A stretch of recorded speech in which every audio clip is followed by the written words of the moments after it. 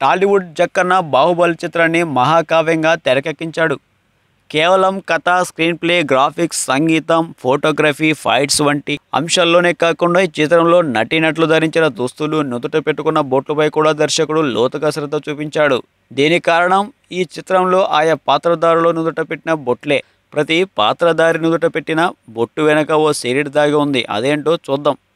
అమరేంద్ర బాహుబలి సగం చంద్రుడి బొట్టు పెట్టారు. శివగామి వంటి వ్యక్తిత్వంతో పాటు మరికొన్ని మంచి గుణాలు కలిగి ఉంటారు. ప్రజల పట్ల కరుణ, జాలి చూపిస్తారు.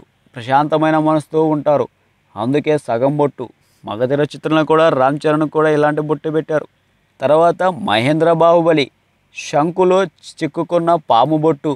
ఇది ప్రతి ఒక్కరి పట్ల ప్రేమను కలిగి అందరినీ శాసించేవారై ఎంతో బలవంతులుగా ఉంటారట. అందుకే శివుడికి బొట్టు పెట్టారు. దేవసేన ఈమె పెట్టుకున్న బొట్టు లింగ వివక్షకు వ్యతిరేకం. ఆడమగ ఇద్దరు సమానమేనని తెలిపేలా పెట్టారు. నుదుట పెట్టుకున్న బొట్టు కూడా స్త్రీ పురుషుడు కలిసినట్టుగా ఉంటుంది. బల్లాల దేవుడు సూర్యుడి బొట్టు.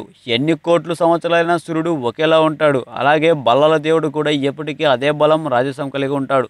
శివగామి నిండు చంద్రుడు బొట్టుతో కనిపిస్తుంది. ధైర్యానికి, సాహోపేత నిర్ణయాలకు, భద్రత, ఆప్యాయతలకు, అనురాగం, ప్రేమకు నిదర్శనం. అందుకే ఈమెకు పాత్ర తగ్గట్టుగా బొట్టు పెట్టారు.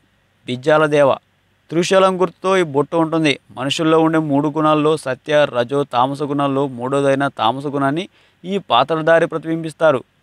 అసమతుల్యత, రోగం, గందరగోళం, తొందరపాటు, మోసం, అసూయ, ద్వేషం వంటి వ్యక్తిత్వాలు ప్రతిబింబిస్తుంది. కట్టప్ప కట్టప్ప పెట్టుకున్న బొట్టు బానిసత్వానికి సంకేతం, నిస్సహాయతకు ప్రతీక. అందుకే బొట్టు అవంతిక ప్రతీకారం కోసం.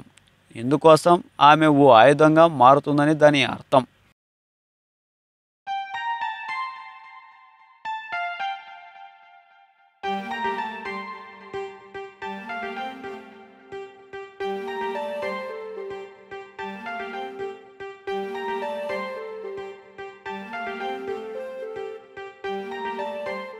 ఏం చేస్తున్నావు సిద్ధు?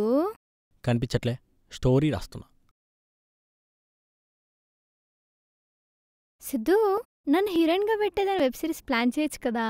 నిన్ను పెళ్లి చేసుకోవడమే ఎక్కువ, పైగా ఇదొకట. అయినా డబ్బెవడు పెడతాడు? మీ బాబా. సిద్ధు ప్లీజ్ సిద్ధు. సరే గాని చేద్దాం. ఇంతకీ టైటిల్ ఏమనుకున్నావు? టైటిలా? నీకిష్టమైన డైరెక్టర్ పేరు, నాకిష్టమైన హీరోయిన్ పేరు. Sridevi wife of Ramgopal Varma. బాగుంది కదా?